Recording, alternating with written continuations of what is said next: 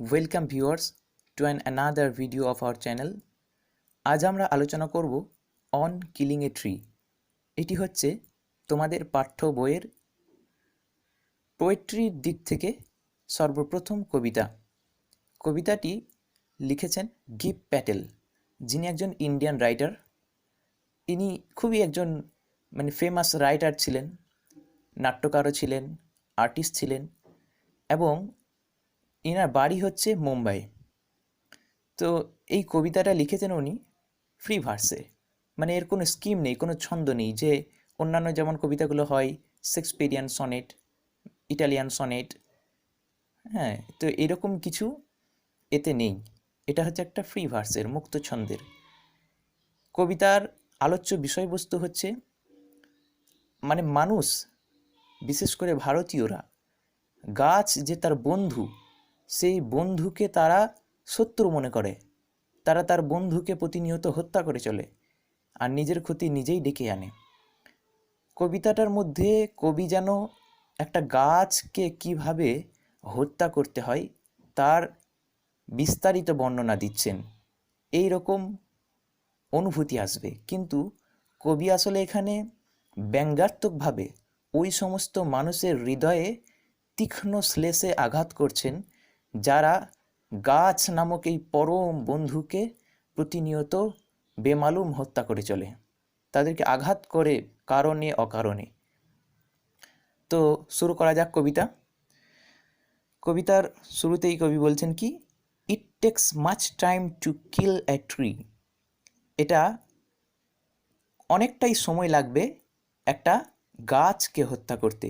ইট বলতে কি, ইট বলতে এখানে এ task of killing a tree. এই ইটটা যে কিলিং এ ট্রি, যে টাস্ক অফ কিলিং ট্রি, এটা কিভাবে বুঝবো? এটা শেষে গিয়ে আমরা বুঝবো যে ইট দ্বারা কিলিং অফ এ ট্রি বোঝানো হয়েছে। তো একটি গাছকে হত্যা করতে অনেকটাই সময় লাগবে। Not a simple jab of knife. এটা কেবল একটা ছোড়ার আঘাতে বা ছুরির একটা রাফলি হার্ট করাতেই হয়ে যাবে না। এই যে জ্যাব এখানে তোমরা দেখতে পাচ্ছ, এখানে দিয়েছে শর্ট থ্রাস্ট। তো শর্ট থ্রাস্ট হচ্ছে একটা হালকাভাবে আঘাত করা। জ্যাব রাফলি হার্টও করা হয়। তো এভাবে এটা হবে না। It has grown slowly consuming the earth. এটা পৃথিবী থেকে অ্যাবজর্ব করে ধীরে ধীরে বড় হয়েছে। তো কি অ্যাবজর্ব করে এটা বললেন না কবি। আমরা যখন ক্লাস 9-এর জীববিদ্যা পড়েছি তখন আমরা পড়েছি যে গাছ মাটির উপর থেকে নিউট্রিয়েন্টসগুলোকে, যে খনিজ লবণ বা খনিজ যে সমস্ত পদার্থগুলি থাকে সেগুলিকে সংগ্রহ করে গাছ বড় হয়। আপন ইট ক্রাস্ট, ফিডিং আপন ইটস ক্রাস্ট। এ গাছ কি করে, তার যে ক্রাস্ট হচ্ছে টপ অফ দ্য আর্থ, পৃথিবীর উপরিভাগ, মাটির সবচেয়ে উপরিভাগ, সেটাকে ক্রাস্ট বলা হয়।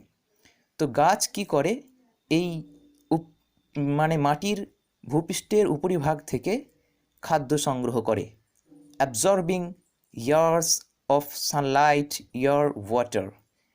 অ্যাবজর্ব করে বছরের পর বছর সূর্যালোক, বায়ু এবং জল। আমরা জানি এই যে তিনটি উপাদান গাছের অত্যাবশ্যকীয়। এগুলির মধ্যে যদি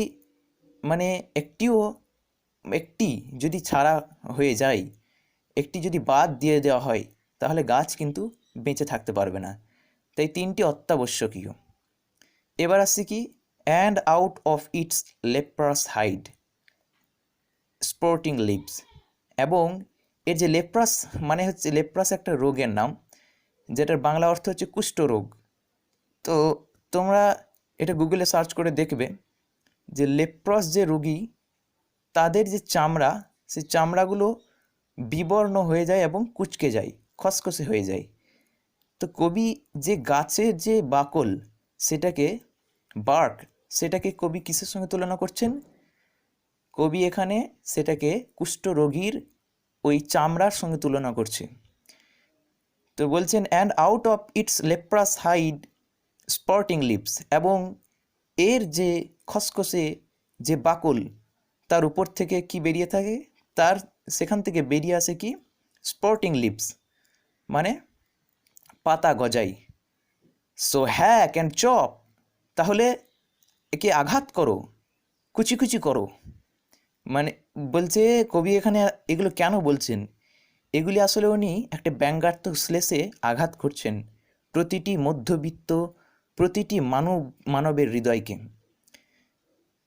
তারপর বলছেন কি but this alone would not do it, কিন্তু কেবল এইটাতেই হবে না, not so much pain will do it, এটা খুব বেশি আঘাত করে না। The bleeding bark will heal, মানে যে রক্তাক্ত যে চামড়া বা বাকল সেটি আবার কি হয়ে যাবে, আবার মানে পুনরায় হিল হয়ে যাবে মানে আরোগ্য লাভ করবে।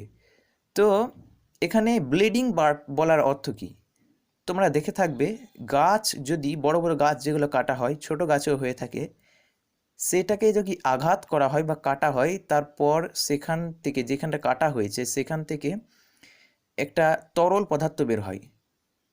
তো এটি কবি রক্তের সঙ্গে তুলনা করেছেন, যেহেতু গাছও মানে কষ্ট বেদনা এগুলো অনুভব করে, আর আমরা আজ উন্নত বিজ্ঞানের সাহায্যে জানতে পেরেছি যে গাছ কাঁদতেও পারে আবার হাসতেও পারে। তো এবার চলে আসছি কবিতার পরবর্তী অংশে। তারপরে এখানে কি বলছেন, কবি বলছেন and from close to the ground, এবং ক্লোজ টু দ্য গ্রাউন্ড বলতে মানে মাটির একেবারে উপরের যে গাছের সঙ্গে মাটির একেবারে যে ক্লোজ ফর্মটা, মানে একেবারে কাছাকাছি যে জায়গাটা, সেখান থেকে কি বলছেন উইল রাইস, বেড়ে উঠবে কার্লড গ্রেইন টুইগস, কোকড়ানো সবুজ পাতা, টুইগস মানে হচ্ছে কচি পাতা, মিনিয়েচার বাউচ, মিনি মানে হচ্ছে ক্ষুদ্র, আর মিনিয়েচার মানে হচ্ছে অতি ক্ষুদ্র, মিনিয়েচার বাউচ, বাউচ মানে হচ্ছে কি শাখা।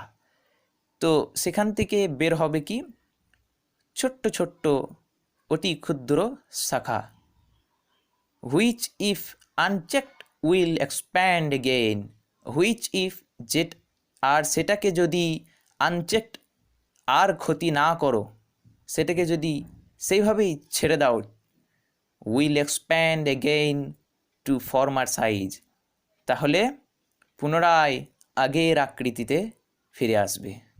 নো, এভাবে হবে না, তুমি তো গাছকে হত্যা করবে, তোমার তো মানসিকতা এরকম যে গাছ আমাদের প্রাণ বাঁচাচ্ছে, আমাদের পরম বন্ধু, তা জানা সত্ত্বেও তুমি গাছকে হত্যা করবে, তাকে হত্যা করার জন্য উঠে পড়ে লেগেছো, তা তুমি হত্যা করো। কবি এখানে খুবই দুঃখের সাথে ব্যঞ্জনাত্মকভাবে পাঠককুলের সম্মুখে উপস্থাপন করছেন। তারপর বলছেন কি the root is to be pulled, বলছে এভাবে হবে না, গাছকে হত্যা করতে গেলে কি হবে, the root is to be pulled, তার মূল শিকড়টিকে উপড়ে ফেলতে হবে, out of the anchoring earth, মানে অ্যাঙ্কার বলতে এখানে হোল্ড টাইটলি বা হোল্ড ওয়ার্মলি, কোনো কিছুকে খুবই মজবুতভাবে ধরাকে অ্যাঙ্কার বলা হয়। তোমরা দেখে থাকবে যখন নৌকায় যখন নোঙর ফেলা হয় এই জন্য যে নৌকা যেন হাওয়া বা কোনো রকম সুনামি বা ঝড়ে যেন কোথাও ভেসে না চলে যায়। তো পৃথিবীকে এখানে অ্যাঙ্কারিং আর্থ বলা হয়েছে, কারণ পৃথিবীর যে মাটি, সেই মাটি যেন সেই গাছের শিকড়গুলিকে মজবুতভাবে ধরে রেখেছে। তো বলছে সেই অ্যাঙ্কারিং আর্থ থেকে তোমাকে এটি উপড়ে ফেলতে হবে, it is to be roped, এটাকে বাঁধতে হবে, টাইট করে বাঁধতে হবে, and pulled out, snapped out, এবং এটিকে উপড়ে ফেলতে হবে, স্ন্যাপড আউট হিঁচড়ে তুলতে হবে, টানতে হবে, পুলড আউট বলতে এখানে টানা বুঝিয়েছে, তো এটিকে টানতে হবে, স্ন্যাপড আউট মানে হচ্ছে হিঁচড়ে তুলতে হবে, অর পুলড আউট এন্টায়ারলি, অথবা উপড়ে ফেলতে হবে সম্পূর্ণভাবে। Out from the earth cave, পৃথিবীর গুহা থেকে। তোমরা দেখে থাকবে যখন কোনো বড় গাছ ঝড়ে বা কখনো মানে একেবারে মানে মানুষেরা যে কাটে গাছ, তো সেটাকে তো একেবারে পুরোপুরি শিকড় সমেত কাটতে পারে না, উপরি ভাগটা কেটে চলে যায়। কিন্তু যখন প্রাকৃতিক কোনো দুর্যোগ বা ভূমিকম্পের কারণে বা প্রবল ঝড়ের কারণে কোনো গাছ যখন একেবারে শিকড় সমেত উপড়ে যায়, তখন যেইখানটায় থেকে গাছটা জন্ম গ্রহণ করেছিল বা যেখানে গাছটা বেড়ে উঠেছিল, যেখানে ছিল, সেখানটা একটা গুহার মতো হয়ে যায়। কেভ মানে গুহা। তাই বলছে কি আর্থ কেভ, সেই জায়গাটাকে একটি ভূপৃষ্ঠের গুহা হিসেবে তুলনা করেছেন। And strength of the tree exposed, এবং তারপর কি হবে, গাছের ক্ষমতা এক্সপোজড, প্রকাশিত হয়ে যাবে। দ্য সোর্স, মূল, শিকড়, হোয়াইট অ্যান্ড ওয়েট, যেটা কি, এটা হচ্ছে শিকড়, গাছের মূল শক্তি হচ্ছে ওই শিকড়টা। হোয়াইট অ্যান্ড ওয়েট, সাদা এবং সিক্ত। গাছের যে শিকড়, সেটার একেবারে মূল যে শিকড়টা, সেটা সাদা রঙের হয়ে থাকে। আর খুবই গভীরে থাকার জন্য, মাটির খুবই গভীরে থাকার জন্য সেটা কি স্যাঁতসেঁতে হয়ে থাকে। কারণ মাটির উপরিভাগের আমরা জল না দেখতে পেলেও যদি মানে 10 ফিট খোঁড়া হয় তাহলে বোঝা যাবে যে কতটা ভিতরে জলের প্রভাব রয়েছে। The most sensitive heat, the most sensitive, এটা হলো গাছের সব চাইতে সেন্সিটিভ, সংবেদনশীল জায়গা। কোনটা? The source, the root of the tree, of a tree, hidden for years inside the earth, বছরের পর বছর এটি ভূপৃষ্ঠের নিচে লুক্কায়িত অবস্থায় ছিল। Then the matter of scorching and choking, এবং তারপরে হচ্ছে পালা, কিসের পালা? Of scorching and choking. Scorching মানে হচ্ছে শুকোতে হবে সেটাকে, অ্যান্ড চকিং মানে সেটাকে মানে কি বলবো আর কি, সেটাকে শুকিয়ে ফেলতে হবে গরমে, এবং সেটাকে কি করতে হবে? চকিং করতে হবে, মানে শ্বাসরুদ্ধ করতে হবে। তুমি তো সেটাকে হত্যা করবে, তো তোমাকে যদি হত্যা করতে হয় তাহলে সেটাকে পুরোপুরি হত্যা করতে হবে, তার জন্য তোমাকে শ্বাসরোধ করতে হবে। সেটাকে কেটে কোথায় রাখতে হবে? ইন সান অ্যান্ড এয়ার, সূর্যালোকে এবং বাতাসে সেটাকে ফেলে রাখতে হবে। তোমরা দেখে থাকবে যে কাঠের মিল কোনো জায়গায়, সেখানে বড় বড় গাছগুলিকে কেটে কয়েক মাস ধরে ফেলে রাখা হয়। তো সেটা প্রাকৃতিক সূর্যালোক এবং বায়ুর প্রভাবে ধীরে ধীরে মানে বিভিন্ন বিক্রিয়ার মাধ্যমে সেটা শুকিয়ে যায়, নিরস হয়ে যায়। তারপরে সেটাকে কাজে লাগানো যেতে পারে বিভিন্ন ধরনের। তারপর কবি কি বলছেন? Browning, hardening. ব্রাউনিং মানে হচ্ছে turn brown, turn into brown মানে বাদামি রঙের হয়ে যায়। গাছ যখন শুকিয়ে যায় তখন কি রঙের হয়ে যায়? বাদামি রঙের। তো ব্রাউনিং, হার্ডেনিং, শক্ত হয়ে যাবে। টুইস্টিং, মুচড়ে যাবে, দুমড়ে যাবে। উইদারিং মানে হচ্ছে এই শুকিয়ে যাবে, নিরস হয়ে যাবে। এখানে তোমরা দেখতে পারবে উইদারিং মানে হচ্ছে কি ড্রাইং, শুকিয়ে যাবে। And then it is done, তারপরে এটা কি সম্ভব হবে। তো এখানে পুরোটাই যদি আমরা ভালো করে পর্যবেক্ষণ করে দেখি, যেন কবি এখানে একটা গাছকে পুরোপুরিভাবে হত্যা করার পদ্ধতি বর্ণনা করছেন, কিন্তু আসলে কবি এখানে তীক্ষ্ণ শ্লেষে আঘাত করছেন যে গাছ আমাদের পরম বন্ধু, যে গাছ না থাকলে আমরা হয়তো এই পৃথিবীতে, আমাদের এই পৃথিবীতে অস্তিত্ব হতো না।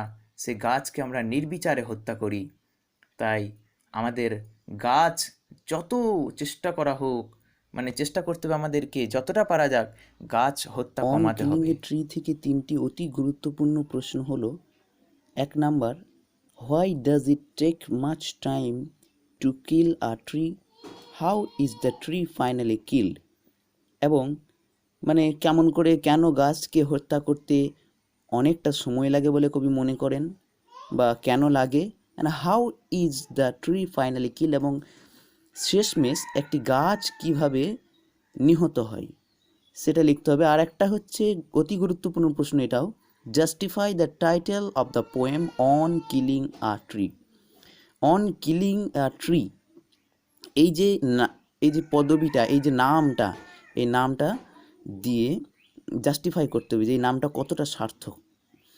আর 3 নম্বর প্রশ্নটা হলো, how does a tree offer resistance to its destruction, how does its resistance fall.